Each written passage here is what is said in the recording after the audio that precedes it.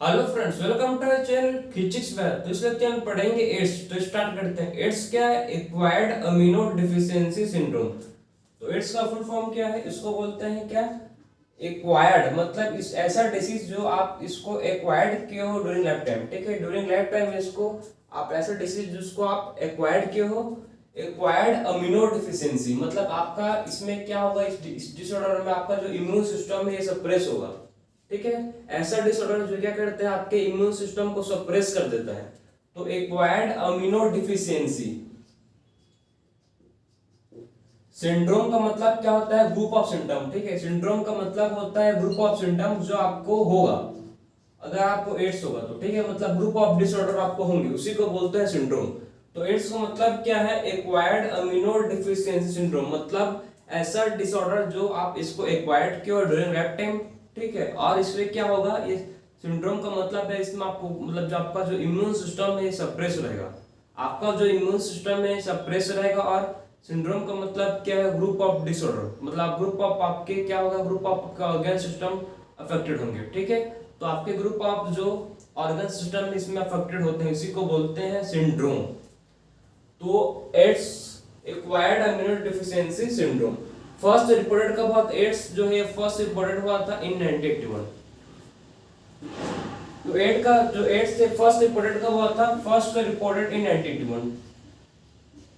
First reported कब हुआ था? First reported in 1981। सबसे पहले एड्स कब मिला था, कब रिपोर्ट हुआ था? 1981 में रिपोर्ट हुआ था। ठीक है, उसके बाद बात करेंगे इसको कौन कॉज करता है। तो एड्स को कॉज करने वाला है, कॉज कौन करता है इसको?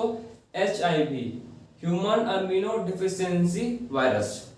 तो एड्स को कौन कॉज करता है? समझो, इसको कॉज करता है caused by human immuno deficiency virus. Human of immuno deficiency virus. So AIDS को कॉज कौन करता है? ह्यूमन अमीनो डिफिशियंसी वायरस, जिसको बोलते हो आप क्या? HIV। तो जो एड होता है, ठीक, जो एड्स होता है उसको कॉज कौन करता है? Caused by human immuno deficiency virus, जो क्या है? HIV। ठीक है, इसको बोलते हैं human immuno deficiency virus, HIV। इसको बोलते हैं क्या? ये होता है मेंबर ऑफ, ठीक, क्या है? ए member of group of virus, जिसको बोलते हैं, एक वायरस है, एक वायरस का मेंबर है। ठीक है, जिसको बोलते हैं group of member of virus को बोलते हैं रेट्रोवायरस। क्या बोलते हैं इसको भाई? उसको बोलते हैं रेट्रोवायरस। रेट्रोवायरस का मतलब क्या है? A member of group of virus. एक ग्रुप ऑफ वायरस का एक मेंबर को बोलते हैं क्या? ग्रुप ऑफ वायरस का एक मेंबर को बोलते हैं रेट्रोवायरस। ग्रुप ऑफ वायरस के एक मेंबर को बोलते हैं क्या? Retrovirus. Clear? So group of virus के एक मेंबर को बोलते हैं रेट्रोवायरस। तो रेट्रोवायरस क्या समझ है? ग्रुप ऑफ मेंबर के एक वायरस को बोलते हैं रेट्रोवायरस। अब बात करेंगे जो HIV है इसका स्ट्रक्चर। ठीक है, जो वायरस है इसका स्ट्रक्चर आखिर में होता कैसे है उसको डिस्कस करते हैं। तो इसका आप स्ट्रक्चर को ध्यान समझना इंपॉर्टेंट है, जो आपके एग्जाम पॉइंट ऑफ व्यू से मोस्ट इंपॉर्टेंट है। तो इसको आप सबसे पहले इसका स्ट्रक्चर को आप HIV का समझो ध्यान से। सबसे आउटर लेयर, ठीक है, जो होता है इसको बोलते हैं क्या? सबसे आउटर मोस्ट लेयर।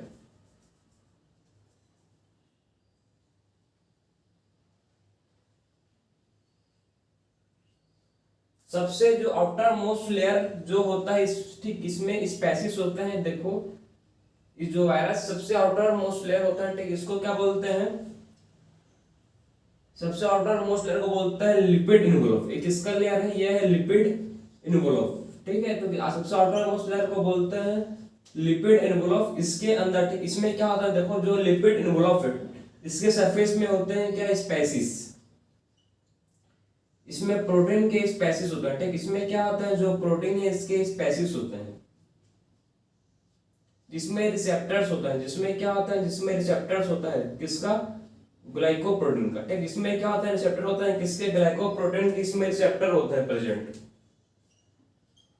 तो इसको देखो, प्रोटीन का स्पेसिस है, ठीक है, जिसमें क्या होता है? रिसेप्टर होता है, जो किसका होता है? जो होता है ग्लाइकोप्रोटीन का। ठीक है, जो किसका होता है भाई? जो होता है ग्लाइकोप्रोटीन का। और इसमें रिसेप्टर होते हैं, ठीक है, जिसको बोलते हैं 120, ठीक है, इस रिसेप्टर को बोलते हैं क्या, 120। क्लियर। तो अब हम लोग ने मतलब सबसे पहले बात किया इस वायरस का आउटर मोस्ट लेयर जिसको बोलते हैं लिपिड इनवलॉप, उसमें स्पेसीज होता है जिसको बोलते हैं ग्लाइकोप्रोटीन। 120 रिसेप्टर इसमें क्या होता है, प्रेजेंट होता है। फिर बात करेंगे इनर मोस्ट पार्ट में और क्या होता है, देखो इसमें प्रोटीन का कैप्सूल, इसमें क्या होता है अंदर में, इसमें प्रोटीन का कैप्सूल होता है, ठीक है। इसके अंदर में और क्या होता है, इसके अंदर में प्रोटीन का कैप्सूल। बात समझ आ रहा है आपको, इसके अंदर में और क्या होता है समझो, इसके अंदर में जो प्रोटीन है इसका कैप्सूल है, किसका प्रोटीन है, ठीक है। इसके अंदर में क्या होता है और प्रोटीन का कैप्सूल, ये दोनों क्या है, प्रोटीन के कैप्सूल है, ठीक है। दोनों क्या है, जो आपको मैं ब्लैक कलर का लेयर बनाया हूं क्या है, प्रोटीन का कैप्सूल है। सबसे इनर मोस्ट जो कैप्सूल है एक P24 होता है, ठीक है। और उसके बाद जो आउटर थोड़ा सा बाहर वाला कैप्सूल है ये होता है क्या, P17। दोनों क्या है, दोनों के दोनों प्रोटीन कैप्सूल, ठीक, दोनों क्या है, ये प्रोटीन के कैप्सूल हैं, ठीक है। तो दोनों के दोनों क्या है, ये प्रोटीन के कैप्सूल हैं। जो ये दोनों क्या है, प्रोटीन के कैप्सूल हैं जो होते हैं, ठीक है। तो P24 और P17, इनर पार्ट क्या होता है P24 और आउटर पार्ट क्या होता है P17 होता है। ये दोनों क्या है, प्रोटीन के कैप्सूल हैं। दोनों के दोनों क्या है, प्रोटीन के कैप्सूल हैं ये। इसके अंदर पर प्रोटीन के कैप्सूल के राउंड इसके इनर मोस्ट पार्ट में क्या होता है, यहाँ पर होता है आरएनए, ठीक है, सिंगल स्ट्रैंडेड आरएनए। यहाँ पर क्या प्रेजेंट है, यहाँ पर सिंगल स्ट्रैंडेड आरएनए बना, ठीक है। यहाँ पर क्या है, इसके अंदर प्रोटीन कैप्सूल के अंदर क्या है, RNA, single stranded RNA present है, ठीक है। और इसमें और क्या होता है, इसमें एंजाइम्स होते हैं। इसमें और क्या होता है भाई, इसमें एंजाइम्स होते हैं, 3 एंजाइम्स होते हैं। कौन कौन सा एंजाइम है, सबसे पहले बात करो, एक होता है एंजाइम जिसको बोलते हैं रिवर्स ट्रांसक्रिप्टेज। सबसे पहला एंजाइम होता है जिसको बोलते हैं क्या, रिवर्स ट्रांसक्रिप्टेज। सेकेंड एंजाइम होता है जिसको बोलते हैं क्या, सबसे पहले एंजाइम होता है जिसको बोलते हैं रिवर्स ट्रांसक्रिप्टेज। सेकेंड एंजाइम होता है जिसको बोलते हैं प्रोटीएज। सेकेंड एंजाइम को बोलते हैं क्या, प्रोटीएज, ठीक है। सबसे पहला एंजाइम हो गया रिवर्स ट्रांसक्रिप्टेज, ठीक है, प्रोटीएज। और थर्ड एंजाइम होता है जिसको बोलते हैं क्या, इंटीग्रेज। थर्ड एंजाइम होता है जिसको बोलते हैं क्या, इंटीग्रेज।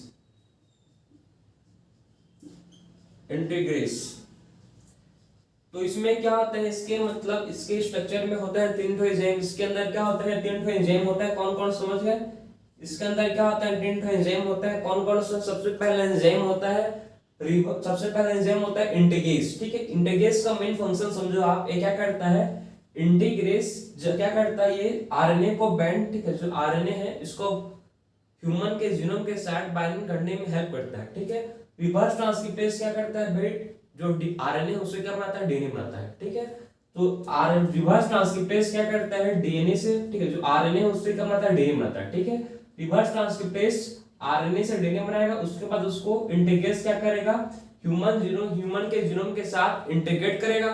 उसके बाद प्रोटीएज क्या करता है, प्रोटीएज इस और इन्वॉल्व को ब्रेक करता है, ठीक है। प्रोटीएज जो है इस कैप्सिड को बोल सकते हैं या इन्वॉल्व को ब्रेक करने में हेल्प करता है। तो ये था इस तीनों एंजाइम का फंक्शन, रोल, कि कैसे मतलब तीनों एंजाइम क्या क्या रोल है। जब आप बात करेंगे कि जब ये इन्फेक्शन करता है, ठीक है, जब ये ह्यूमन या आप बोल सकते हो एनिमल्स, आपके स्टार्टिंग दिया है, जब ये जो रेट्रोवायरस है, ये रेट्रोवायरस जब इन्फेक्ट करता है किसको, ह्यूमन, ठीक है, जब ये इन्फेक्ट करेगा एनिमल सेल को, तो कैसे इन्फेक्ट करता है उसको देखेंगे। उसके अंदर क्या क्या इसमें होते हैं स्टेप, उसको देखेंगे, ठीक है। तो इसको आप नोट कर सकते हो। उसके बाद देखेंगे कि जब ये क्या करता है, इन्फेक्ट करता है एनिमल सेल को, तो क्या होता है, तो उसको देख लेते हैं। चलो, जब ये रेट्रोवायरस क्या करता है, एनिमल सेल को इन्फेक्ट करेगा, तब क्या होता है उसको आप देखो ध्यान से। जो आपका एड्स है मोस्ट इंपोर्टेंट टॉपिक है आपके एनसीईआरटी से, ठीक है, जो आपके एग्जाम में कम से कम एक तो क्वेश्चन आ ही जाएगा, ठीक है। एड्स से कम आप एक्सेप्ट कर सकते हो, ठीक है, 1 क्वेश्चन आप एक्सेप्ट कर सकते हो, किससे, एड्स से, इस टॉपिक से। सो देखो, जो मैं आपको समझा चुका हूं कि जो रेट्रोवायरस है, अब जब जो रेट्रोवायरस है जब रेट्रोवायरस क्या करेगा, ये इन्फेक्ट करेगा, रेट्रोवायरस क्या करेगा भाई, ये इन्फेक्ट किसको करेगा, ये इन्फेक्ट करेगा किसको, एनिमल सेल को। ये क्या है रेट्रोवायरस, रेट्रोवायरस है, इसमें क्या है देखो वायरल आरएनए, इसमें क्या प्रेजेंट है, इसमें वायरल आरएनए है, और इसमें क्या है, और इसमें वायरल प्रोटीन कोड है, इसमें वायरल आरएनए है और इसमें वायरल प्रोटीन कोड है, ठीक। तो इसमें वायरल आरएनए है और इसमें क्या है प्रेजेंट, इसमें वायरल प्रोटीन कोड प्रेजेंट है, इसको बोलता है रेट्रोवायरस, ठीक है। जब ये क्या करता है, इन्फेक्ट करेगा, जब क्या करेगा देखो, ये एनिमल सेल है, आप समझ रहे हैं इसको ध्यान से, मोस्ट इंपोर्टेंट पार्ट ये क्या है, एनिमल सेल है। जब क्या करता है, जब ये इन्फेक्ट करता है किसको, जब ये इन्फेक्ट करता है एनिमल सेल को, ठीक है। रेट्रोवायरस क्या करता है, जब ये क्या करता है, इन्फेक्ट करता है किसको, एनिमल के सेल को ये इन्फेक्ट करेगा, ये रेट्रोवायरस है। आप समझना ध्यान को, ध्यान समझना कि रेट्रोवायरस क्या करेगा, रेट्रोवायरस इसको इन्फेक्ट करेगा, सबसे पहले क्या करेगा, रेट्रोवायरस इसको इन्फेक्ट करेगा किसको,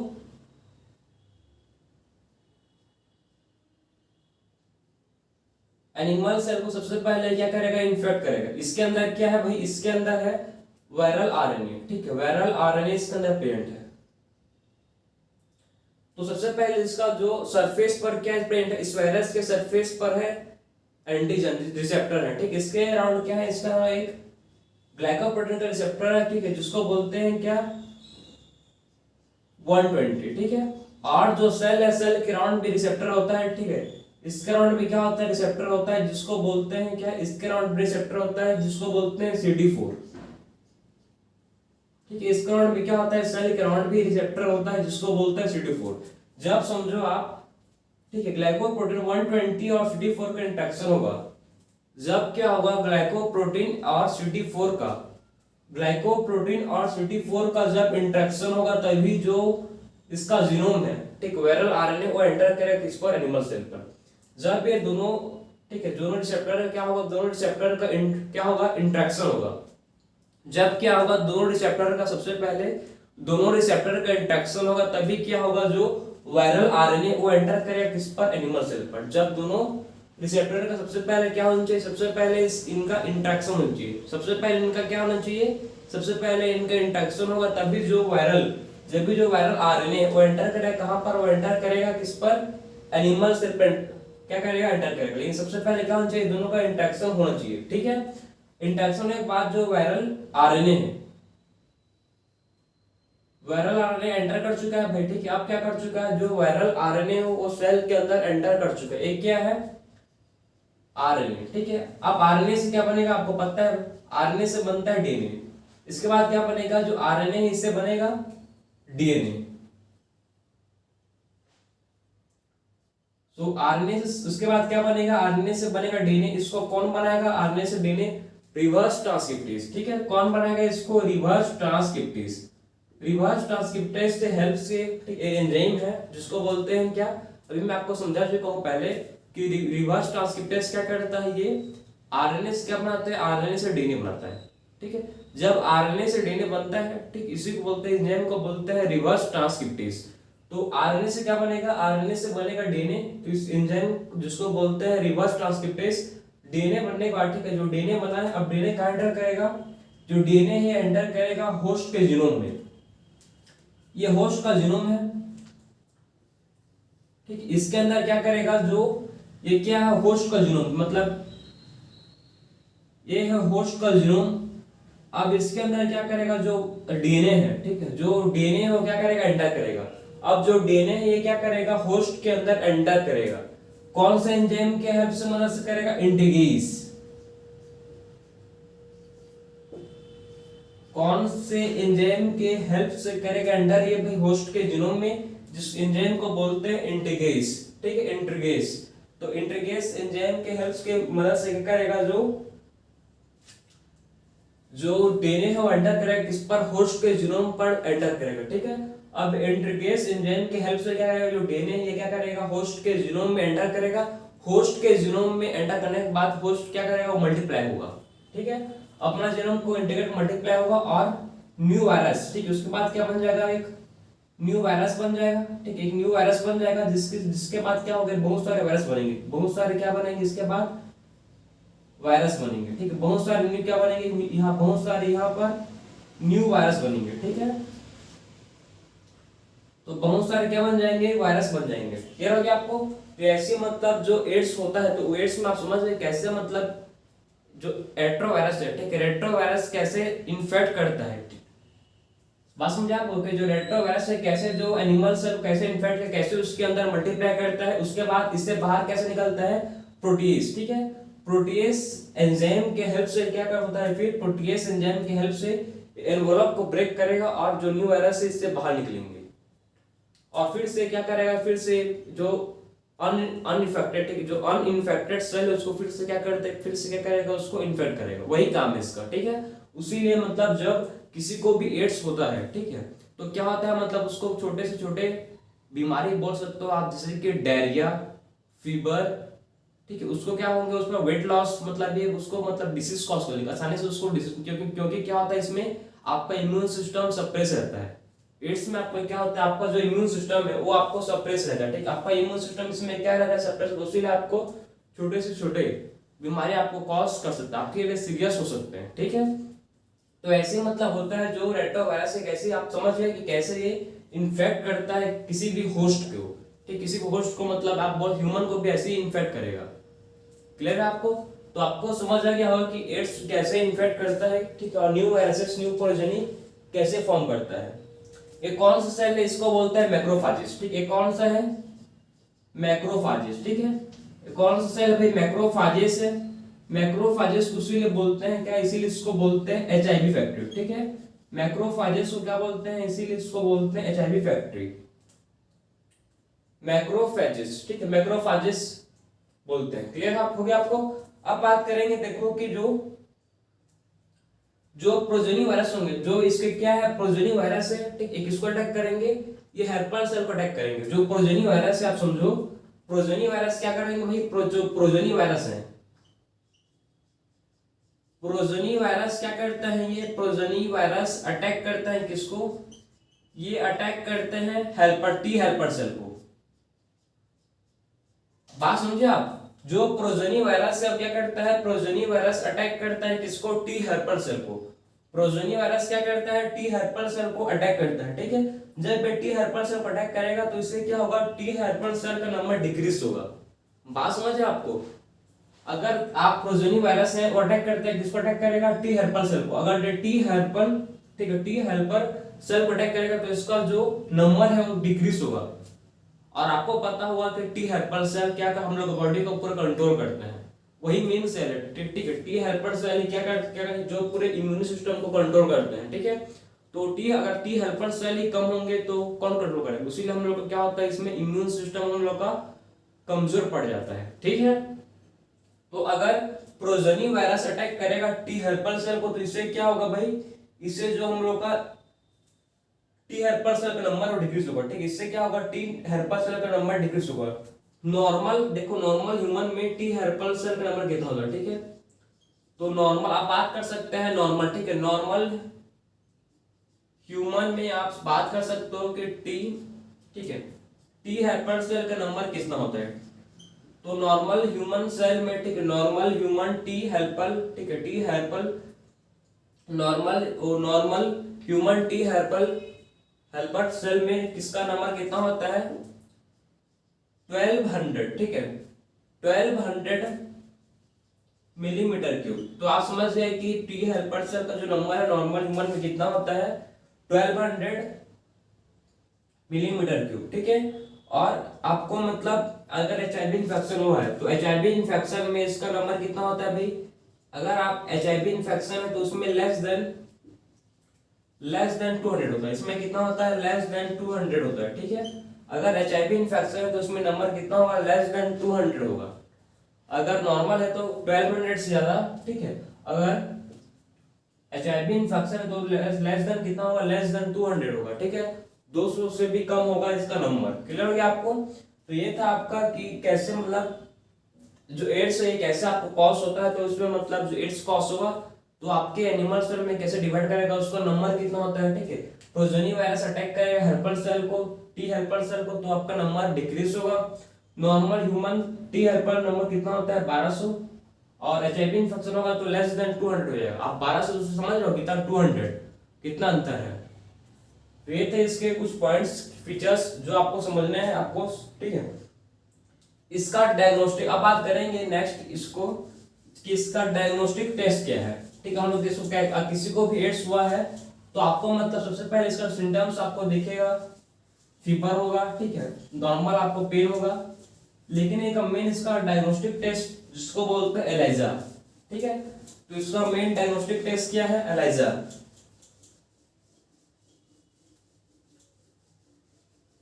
सो जो एड्स है, ठीक, इसका मेन डायग्नोस्टिक टेस्ट क्या है, बात करेंगे इसका डायग्नोस्टिक टेस्ट बारे में।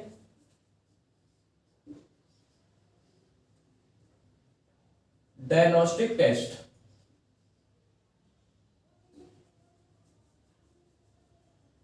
तो ठीक, आप इसको बात करेंगे मैक्स, देखो नेक्स्ट जो है डायग्नोस्टिक टेस्ट में बात करेंगे, ठीक है। डायग्नोस्टिक टेस्ट के बारे में बात करेंगे इसका, तो क्या है इसका मेन डायग्नोस्टिक टेस्ट जिसको बोलते हैं ELISA, enzyme link immuno sorbent acid, ठीक है, जिसका फुल फॉर्म क्या है एलाइजा का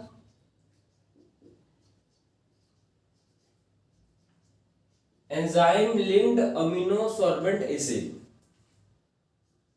सो enzyme linked immuno sorbent acid,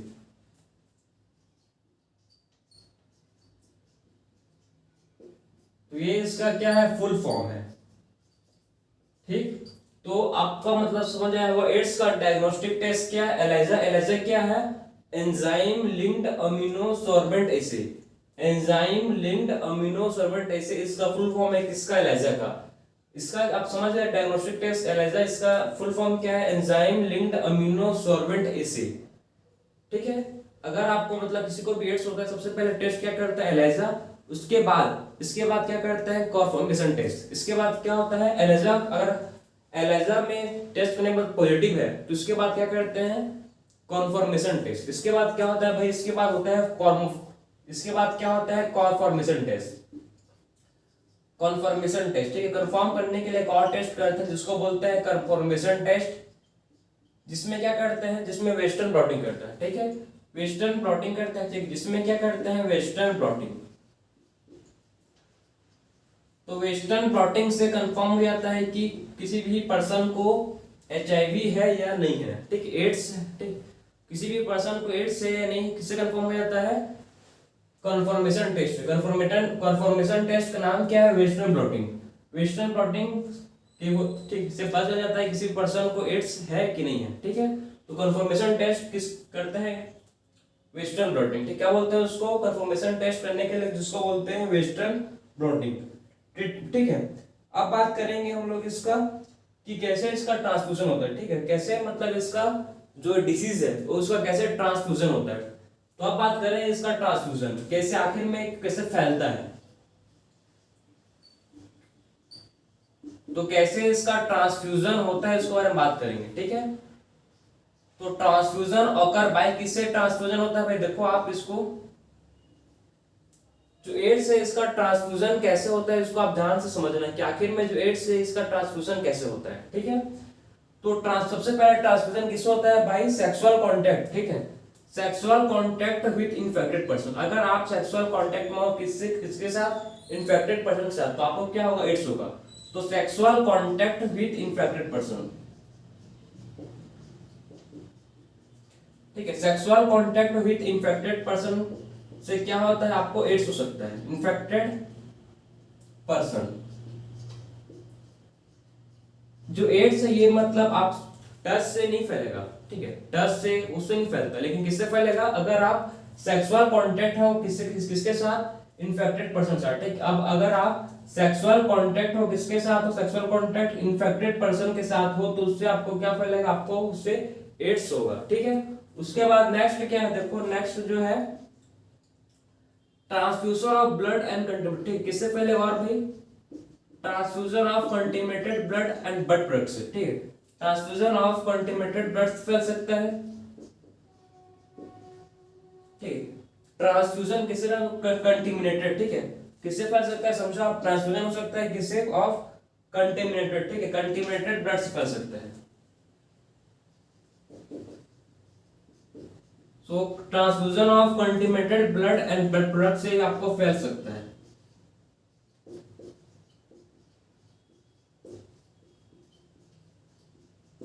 सो देखो सबसे पहले फैल सकता है किससे, sexual contact with infected person. Second हो सकता है ट्रांसफ्यूजन, ट्रांसफ्यूजन ऑफ, ठीक, किससे फैल सकता है, और ट्रांसफ्यूजन, ठीक है, transfusion of contaminated blood and blood product से फैल सकता है, ठीक है। ट्रांसफ्यूजन किस हो सकता है, contaminated blood and blood product से आपको फैल सकता है। और किस हो सकता है, by transferring needles, transferring needles,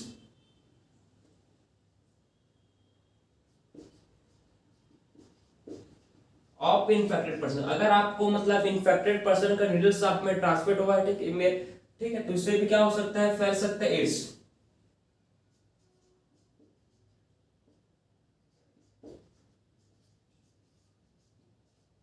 ठीक, तो आपको मतलब समझना है कि इसका क्या होता है, ट्रांसमिशन, इसका ट्रांसमिशन कैसा होता है, फैलता कैसा, ये sexual contact with infected person फैल सकता है, ठीक है।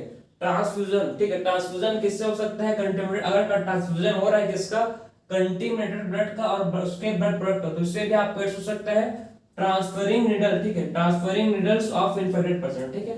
अगर इन्फेक्टेड पर्सन का आपका नीडल ट्रांसफ्यूजन हो रहा है तो भी इस बाइस, ठीक है, ट्रांसफरिंग को बोलते शेयरिंग, ठीक है, आप इसको ट्रांसफेरिंग से आप लिख सकते हो, इसको शेयरिंग। अगर आप शेयर कर रहे हो, ठीक है, इन्फेक्टेड पर्सन के नीडल को, तो आपको क्या हो सकता है, एड्स हो सकता है, ठीक है। आप शेयर कर रहे हो क्या, इन्फेक्टेड पर्सन के नीडल को, तो इससे भी आपको क्या हो सकता है, एड्स हो सकता है, ठीक है।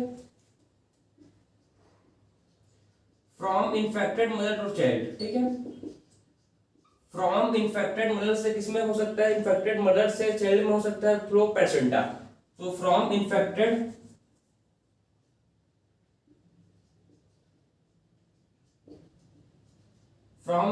मदर टू चाइल्ड किस हो सकता है, थ्रू प्लेसेंटा। प्लेसेंटा के थ्रू भी आप जो एड्स ये फैल सकता है, ठीक है। तो प्लेसेंटा के थ्रू भी जो एड्स से फैल सकता है। तो ये कुछ पॉइंट है जो किससे ट्रांसमिशन होता है, किसका, एड्स का। सबसे पहला पॉइंट, सेक्सुअल कांटेक्ट होगा किसके साथ, इन्फेक्टेड पर्सन के साथ, तो आपको एड्स होगा। ट्रांसफ्यूजन होगा किसका, कंटेमिनेटेड ब्लड और उसके ब्लड प्रोडक्ट का, तो भी आपको एड्स होगा। Sharing needles of infected person, अगर इन्फेक्टेड पर्सन का आप नीडल शेयर करो तो इससे भी आपको क्या होगा, इससे भी आपको एड्स होगा। और फ्रॉम इन्फेक्टेड मदर से चाइल्ड में फैल सकता है थ्रू प्लेसेंटा। प्लेसेंटा के थ्रू इन्फेक्टेड मदर से किसमें हो सकता है, चाइल्ड में फैल सकता है एड्स। अब बात करेंगे हाई रिस्क। हाई रिस्क कब होता है, ठीक है, बहुत खतरा कब होगा भाई, अगर आप, ठीक है, अगर आप समझो ड्रग लेते हो, ठीक, अगर आप मतलब ड्रग एडिक्ट हो, आपको ड्रग की लत लग चुकी है, ठीक है, उसके बिना आप नहीं जी सकते हो, तो आपको 100% क्या हो सकता है, एड्स हो सकता है, ठीक है। और किससे, sexual contact with multiple partner. आप सेक्सुअल कांटेक्ट में हो किसके साथ, मल्टीपल पार्टनर के साथ, ठीक है। आप सेक्सुअल कांटेक्ट में हो मल्टीपल पार्टनर के साथ, तब भी आपको क्या हो सकता है, हाई रिस्क है क्या होने का, एड्स होने का। भाई आप भी कॉमन सेंस यार, कि अगर सेक्सुअल कांटेक्ट में हो मल्टीपल किसी पार्टनर के साथ, तो किसी न किसी को एड्स तो होगा ना। आपको थोड़ी पता है भाई उसके बॉडी के अंदर क्या चल रहा है, ठीक है। तो इससे भी आपको क्या हो सकता है, एड्स होने का चांस हो सकता है, ठीक है। तो हाई रिस्क कौन कौन से, देखो, अगर आपको ड्रग एडिक्ट हो, ठीक है, अगर सेक्सुअल कांटेक्ट में मल्टीपल पार्टनर के साथ, या रिपीटेड ट्रांसफ्यूजन ऑफ ब्लड। अगर आप मतलब आपको कैंसर है, बहुत लोग को ब्लड कैंसर में क्या होता है, उसमें रिपीटेड ब्लड का ट्रांसफ्यूजन होता है, इससे भी क्या होता है, कैंसर हो सकता है। सो हाई रिस्क हो सकता है, ठीक है। रिपीटेड ट्रांसफ्यूजन, अगर रिपीटेड ट्रांसफ्यूजन ऑफ ब्लड है तो इससे भी क्या हो सकता है, इससे भी हाई रिस्क हो सकता है कैंसर होने का। तो कैंसर मतलब सॉरी एड्स होने का, ठीक है। तो एड्स होने का हाई रिस्क कब है, अगर ड्रग एडिक्ट है, अगर सेक्सुअल कांटेक्ट है मल्टीपल पार्टनर के साथ, अगर मल्टीपल पार्टनर के साथ, अगर रिपीटेड ट्रांसफ्यूजन है किसका, ब्लड का, तो भी हाई रिस्क है कैंसर होने का, ठीक है। अब बात करेंगे इसका ट्रीटमेंट, आखिर में इसका ट्रीटमेंट क्या है। तो इसका अब मैं आपको मतलब ट्रीटमेंट तो आप मतलब वैसे खास नहीं है, लेकिन इसको आप जानना चाहते हो तो इसको समझो कि इसका मेन ट्रीटमेंट क्या है। एंटी रेट्रोवायरल ड्रग, ठीक, इसका एक ड्रग है जिसको बोलते हैं क्या, एंटी रेट्रोवायरल ड्रग, ठीक है। ये ड्रग का नाम है जिसको बोलते हैं एंटी रेट्रोवायरल ड्रग। ये एक ड्रग है जो क्या करता है, एंटी, जो आपको मतलब प्रिवेंट करता है, ठीक है, आपको कुछ हद तक मतलब आपके लाइफ को प्रिवेंट करता है, बचाता है, ठीक है, जिसको बोलते हैं कि एंटी रेट्रोवायरल ड्रग। लेकिन इसका परमानेंट क्योर नहीं है। अगर किसी को भी एड हुआ, ठीक, किसी को भी एड्स हुआ है तो उसका मतलब परमानेंट क्योर नहीं है, उसको आप लाइफ को प्रोलॉन्ग कर सकते हो, मतलब ठीक है, आप लाइफ को प्रोलॉन्ग कर सकते हो, लेकिन उसके अच्छे से उसको ऐसा कोई भी मतलब इलाज नहीं है जिससे आपको मतलब एड्स से आपको मुक्ति मिलेगी एक बार। अगर किसी भी पर्सन को एक बार एड्स हुआ तो उसको हमेशा के लिए रहेगा, ऐसे नहीं कि उसको मतलब दवाई खाने से ठीक हो सकता, नहीं, एड्स ऐसा है कि आपके लाइफ को प्रोलॉन्ग कर सकते हो लेकिन उसको बचा नहीं सकते, उसका मरना निश्चित है। तो आप क्या कर सकते हो, आप प्रिवेंशन, आपने सुना होगा prevention is better than cure, ठीक है, आपने सुना होगा लाइन को, प्रिवेंशन क्या है, बेटर है किसे, क्योर से, भैया पहले से आप प्रिवेंट रहो, ठीक है। इसके लिए बहुत सारे काम कर रहे हैं, ठीक है, एनजीओ भी काम कर रहे हैं, और क्या काम कर रहे हैं, इसे नैको, नैको क्या है, नेशनल एजेंसी, ठीक है, इसका नैको का मतलब समझो आपके क्या है, नेशनल एजेंसी, ठीक, नेशनल एड्स कंट्रोल ऑर्गेनाइजेशन, ठीक है। तो नेशनल एड्स कंट्रोल ऑर्गेनाइजेशन काम कर रहे हैं इस पर, ठीक है। तो इसको भी आप समझ सकते हो कि जो नेशनल एड्स कंट्रोल ऑर्गेनाइजेशन है, नेशनल एड्स कंट्रोल ऑर्गेनाइजेशन और कुछ एनजीओस काम कर रहे हैं इस पर और कंट्रोल करने की कोशिश कर रहे हैं किसको, एड्स को। तो मैं आपको समझा चुका हूँ कि एड्स कैसे मतलब कौन कौन से सिम्टम्स है, एड्स को कौन कॉज करता है, एचआईवी, ह्यूमन इम्यूनोडेफिशिएंसी वायरस, इसको कॉज करता है एड्स को, ठीक है। कौन कौन से इसके सिम्टम्स हैं, ठीक है, कैसे अगर आपको इन्फेक्ट होगा तो आप मतलब कैसे प्रिवेंट कर सकते हो, कौन कौन से इसके ट्रांसफ्यूजन का, ठीक है, फीचर से इसको भी आप पॉइंट आप समझ गए कैसे जो एड्स से ट्रांसफ्यूजन होता है, इसका डायग्नोस्टिक टेस्ट वाले हम पढ़ चुके हैं कि कैसे इसको एड्स को टेस्ट करते हैं, इसका स्ट्रक्चर कैसा होता है उसको देख चुके हैं, ठीक है। हाई रिस्क का कब होता है उसको देख चुके हैं, ठीक है। इसका ट्रीटमेंट भी मैं आपको समझा चुका हूँ कि इसका ट्रीटमेंट एंटी रेट्रोवायरल ड्रग है और कुछ एनजीओस और नेको, नेशनल एड्स कंट्रोल ऑर्गेनाइजेशन काम कर रहे हैं इस पर। तो ये था आपका पूरा टॉपिक एड्स के ऊपर। सो मिलते हैं हम नेक्स्ट लेक्चर में। राधे राधे।